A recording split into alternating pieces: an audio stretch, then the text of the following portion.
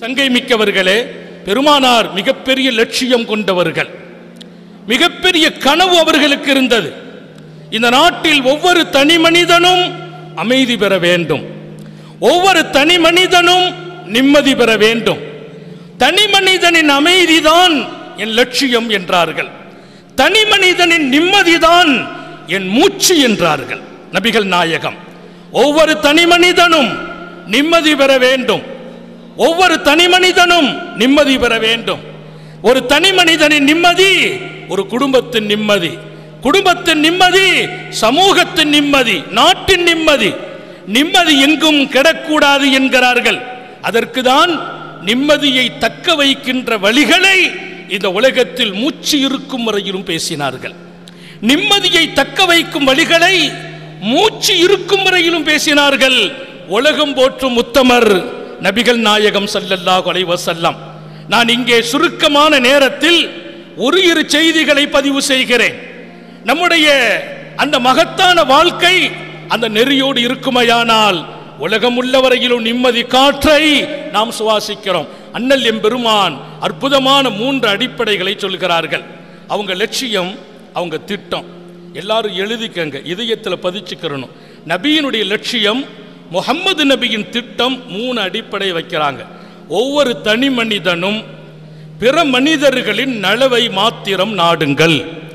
நீ விசுவாசியாக வேண்டுமா, உண்மை விசுவாசியாக வேண்டுமா, என் நேசம் வேணுமா என்று கேட்டார்கள். உன்னை படைத்தவனின் அன்பு வேணுமா என்று கேட்கிறார்கள். அன்பர்களே, எங்கள் சகோதர மதத்தினுடைய நண்பர்களே, நபிகள் நாயகம் பேசிய வார்த்தைகள் இந்த உலகத்தின் வைரவரிகள். அல்லாஹ்வின் தூதர் சொல்கிறார்கள், ஒருவர் மற்றவருக்கு நலவை மாத்திரம் நாடுங்கள். நீ விசுவாசியாக வேண்டுமா, என் அன்பு வேண்டுமா, படைத்தவனின் நெருக்கம் வேணுமா, மற்றவர்களுக்கு நீங்கள் உங்களுக்கு பிரியப்படுவதை பிறருக்கு பிரியப்படுங்கள். லா யுமினு அஹதுக்கும் ஹத்தா யுஹிப்பா லி அஹீஹி மா யுஹிப்ப லி நஃப்ஸிஹி. உங்களில் ஒருவர் உண்மையான விசுவாசியாக முடியாது, இறைவனின் அன்பை பெற முடியாது, என் நேசத்தை பெற முடியாது, விசுவாசி என்ற இடத்தை பிடிக்க முடியாது எதுவரையிலும் நீ உனக்கு பிரியமானதை உன் சகோதரனுக்கு நேசிக்க வேண்டும். நீ நல்லா இருக்கணும்னு நினைக்கிறாயா, உன் சகோதரன் நல்லா இருக்க வேண்டும். நீ உயர வேண்டும், உன் சகோதரனும் உயர வேண்டும். நீ வளர வேண்டும், உன் சகோதரன் வளர வேண்டும். நீ நல்லா இருக்கணும்னு நினைக்கிற அந்த வாழ்க்கையில் அடுத்தவர்கள் நல்லா இருக்கக்கூடாது என்று நீ நினைத்தால் நாட்டின் அமைதி பாழாகும் என்றார்கள். வீட்டின் அமைதி கெட்டுப்போகும் என்றார்கள். சமூக அமைதிக்கு குந்தகம் விளைவிக்கப்படும் என்றார்கள். நீ நல்லா இருக்கணும் நினைக்கிறது போல உன் சகோதரன் நல்லா இருக்க வேண்டும். நீ உயர வேண்டும் என்று நினைக்கிறாய், என் சகோதரனும் உயர வேண்டும். நீ வளர வேண்டும் என்று ஆசைப்படுகிறாய், என் சகோதரனும் வளர வேண்டும். அந்த உணர்வு உனக்கு இருக்குமா, நீ விசுவாசி என்றார்கள். நீ என் நேசன் என்றார்கள். நீ இறைவனின் அன்புக்கு சொந்தக்காரன் என்றார்கள். சர்க்காரை ஆளும் உலகத்தை ஆள வந்த வல்லல் நபிகள் ஸல்லல்லாஹு அலைஹி வஸல்லம்.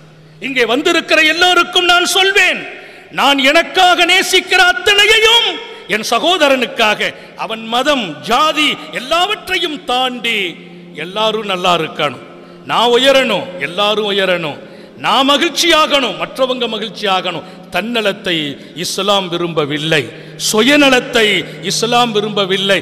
எப்போ நான் நல்லா இருக்கணும், அடுத்தவங்க கெட்டு போகணும் நினைக்கிற போதுதான் பொறாமைகள், காழ்ப்புணர்ச்சிகள், விரோதங்கள். லா தஹாசது வலா தனாஜஷு வலா தபாகலு. வேண்டாம் விரோதம். எனக்கு தரப்பட்ட நேரம் எனக்கு தெரியும், சரியாக முடிப்பேன். இடையில் யாரும் இடையில் வர வேண்டாம் என்று கேட்டுக்கொண்டு மிகச்சரியான நேரத்தில் இன்னும் 4 நிமிடத்தில் நிறைவுபடுத்துவேன். வலா தஹாசது வலா தனாஜஷு வலா தபாகலு. விரோதம் கொள்ளாதீர்கள், காழ்ப்புணர்ச்சி வேண்டாம், பொறாமை வேண்டாம். அவனை அழிச்சு நீ வரணும்னு நினைக்கிறாயா, நீ வாழ முடியாது என்றார்கள். அவன் மீது விரோதம் கொள்வாயா, உன் நிம்மதி கெட்டு போகும் என்றார்கள். நம்ம நிம்மதியை காப்பாற்றும் வழிகளை வள்ளல் நபிகள் தன் மூச்சாக தன் பேச்சாக ஆக்கி மனிதர்களுக்கு மத்தியில் பொறாமை அழித்துவிடும் என்கிறார்கள். காழ்ப்புணர்ச்சி உன் நிம்மதியை கெடுத்துவிடும் என்கிறார்கள். இந்த வாழ்க்கையை இந்த மாநாட்டிலிருந்து நம்ம எல்லாரும் எடுத்துட்டு போகணும். நமக்கிடையே வேற்றுமை வேண்டாம், பொறாமைகள் வேண்டாம், காழ்ப்புணர்ச்சிகள் வேண்டாம். அவனை அழித்து நான் உயரணுங்கிற எண்ணம் நீ அழித்து விட வேண்டும். அந்த எண்ணம் உன்னையும் வாழ விடாது என்று உறக்க சொன்னார்கள் உத்தம நபிகள். இரண்டாவது சொல்கிறார்கள் நபிகள் நாயகம், நீ நல்லா இருக்கணும் நினைக்கிற மாதிரி உன் சகோதரன் நல்லா இருக்கணும் நீ நினைச்சா நாட்டையும் காப்பாற்ற முடியும், வீட்டையும் சமூகத்தையும் பாதுகாக்க முடியும். அடுத்து சொன்னாங்க, மற்றவன் சகோதரனுடைய இன்ப துன்பத்தை உன் இன்ப துன்பமாக பார்த்து விடு. அவனுக்கு இன்பமா நீ மகிழ்ச்சி பெறு. உன் பக்கத்து வீட்டுக்காரனோ உன் நண்பனோ வாழ்த்துக்களுக்கு உரிய இடத்தை பெறுகிறானா நீ பயணமாகு, போ, வாழ்த்து சொல்லு என்றார்கள். அவனுக்கு ஹாப்பி மகிழ்ச்சி நடக்குமா, நீ சென்று வாழ்த்து சொல். அவன் துன்பப்படுவானா, சென்று தோள் கொடுத்து விடு, ஆதரவு தந்து விடு. இந்த மாதிரி ஒரு சமூகம் இந்தியாவில் உருவாயிட்டா இந்த நாட்டில் என்ன பிரச்சனை? ஏன் நிம்மதியை இழப்போம்? எங்கே இங்கே சமூகங்களுக்கிடையே யார் பிளவை தர முடியும்? நான் யோசிக்க சொல்கிறேன். நபிகள் நாயகம் சொன்ன அடுத்த வாழ்க்கை இரண்டாவது பகுதி மிக முக்கியமானது. உனக்கு நீ எப்படி இருக்கணும், உன் சகோதரனின் இன்பத்தில் நீ போய் வாழ்த்து சொல்லணும், அவன் துன்பத்தை தொடச்சி விடணும், அவனுக்கு நடக்கிற அத்தனையிலும் உன் பங்களிப்பு இருக்கணும். அப்போ எல்லாரும் எங்க பக்கத்து வீட்டில் இந்துவோ கிறிஸ்தவரோ அவருடைய எல்லா இன்பத்திலும் நான் பங்காற்ற வேண்டும், துன்பத்தை துடைக்க வேண்டும். ஒரு செய்தி இங்கே சொன்னால் பொருத்தம் முடிப்பேன். பெருமானாரின் தோழர்கள், பெருமானார் வார்த்தையை மட்டும் சொல்லல, அதை வாழ்கிற ஒரு சமூகத்தை தன் வாழ்ந்த காலத்திலேயே வார்த்தெடுத்தும் உருவாக்கியும் வரலாற்றில் இடம் பிடிக்க செய்துவிட்டு விடை பெற்றவர்கள். வாழ்ந்த காலத்திலேயே ஒரு சமுதாயத்தை உருவாக்கி வார்த்தெடுத்து வாழச் செய்து விட்டு விடை பெற்றவர்கள் நபித்தோழர்கள். ஒரு பயணம், அசத்தியத்தை எதிர்த்து போராடுகின்ற பயணம். வந்த வழியில் ஆற்றை கடக்கணும். ஆற்றின் ஆழம் என்ன தெரியாது, நீச்சல் தெரியுமா, எல்லாம் ஒன்றும் அவர்களுக்கு சொல்லப்படவில்லை. அங்கே போய் அசத்தியத்தை எதிர்க்கணும். புறப்பட்டு வருகிறார்கள். மனித தர்மங்களை காப்பாற்றுவதற்காக வழியிலே ஆறு கடக்கிறார்கள், இறங்கினார்கள். ஒருவர் கையிலே கோப்பை ஒன்றை வைத்திருந்தார். அந்த கோப்பை ஆத்துல விழுந்துச்சு. அவர் சொன்னார், கஅபி கஅபி, என் கோப்பை என் கோப்பை என்றார். எல்லாருடைய இதயத்தில் பதிச்சிட்டு விடை பெறுகிறேன். என் கோப்பை என் கோப்பை. கோப்பை விழுந்தது ஒருவருக்கு, அந்த கோப்பை அவருக்கு சொந்தம். அவர் சொன்னார், கஅபி கஅபி, என் கோப்பை என் கோப்பை என்றார். பக்கத்தில் போனவர் கஅபி என்றார், அடுத்து போனவர் கஅபி என்றார், முன்னே போனவர் கஅபி என்றார், பின்னே வருபவர் கஅபி என்றார். என் கோப்பை என் கோப்பை. அவர் தண்ணீரிலே முங்கினார். எல்லோரும் முங்கினார்கள், எல்லோரும் முங்கினார்கள். கோப்பை ஒருவருக்கு காணாகின போது, அவர் கோப்பை என்று அவர் சொன்ன போது எல்லோரும் தன் கோப்பை அவருக்கு விழுந்தால் அது அவருடைய கதி என்று நினைத்த வாழ்க்கையை இந்த உலகத்தை விட்டுமே காணாக்க செய்கிறார்கள் நபிகள் நாயகம் ஸல்லல்லாஹு அலைஹி வஸல்லம்.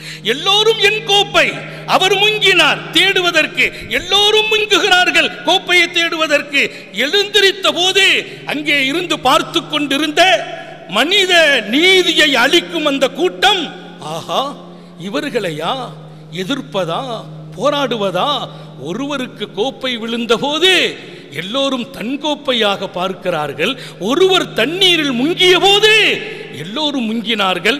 இவர்களை ஒருவரை நாம் தொட்டால், ஒருவரை தொட்டால் நாம் தாங்க மாட்டோம் என்று நினைத்த அந்த கயவர்கள் பின்வாங்கி ஓடிய சரித்திரத்தை இந்த மண்ணில் நாம் வார்த்தெடுத்த மக்கள், உருவாக்கிய மக்கள் எல்லோரும் சேருகிற போது, இணைகிற போது இப்படி ஒரு வாழ்க்கை, விட்டு கொடுக்கிற வாழ்க்கை, சகிப்புத்தன்மை நிறைந்த வாழ்க்கை, மன்னிக்கிற வாழ்க்கை, இன்னொரு பக்கம் காழ்ப்புணர்ச்சி இல்லாத, பொறாமை இல்லாத, விரோதம் இல்லாத மனிதன் அத்தனை பேரும் என் இறைவனால் படைக்கப்பட்டவர்கள், அன்பு தழும்பிய வாழ்க்கை.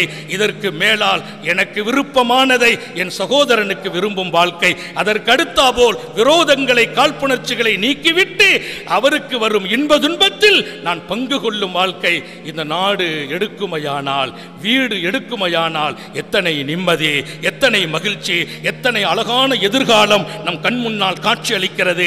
அப்படிப்பட்ட வாழ்க்கையை பெற வேண்டும் என்ற அறிவுரையை நபிகள் நாயகம் தந்துவிட்டு மூணாவது சொல்லி முடித்தார்கள். பிரச்சனை வருமா, துன்பம் வருமா, கஷ்டம் வருமா, தேவைகள் ஏற்படுமா, மறந்து விடாதீர்கள் படைத்தவனை. கையேந்தி விடுங்கள், கண்ணீர் விடித்து விடுங்கள், அழுது விடுங்கள், கேட்டு விடுங்கள். அவனிடத்தில் அழுவது அவமானம் இல்லை, அவனிடத்தில் கேட்பது கேவலம் இல்லை. அவனிடத்தில் கையேந்துங்கள், கேளுங்கள், கண்ணீர் வடியுங்கள்.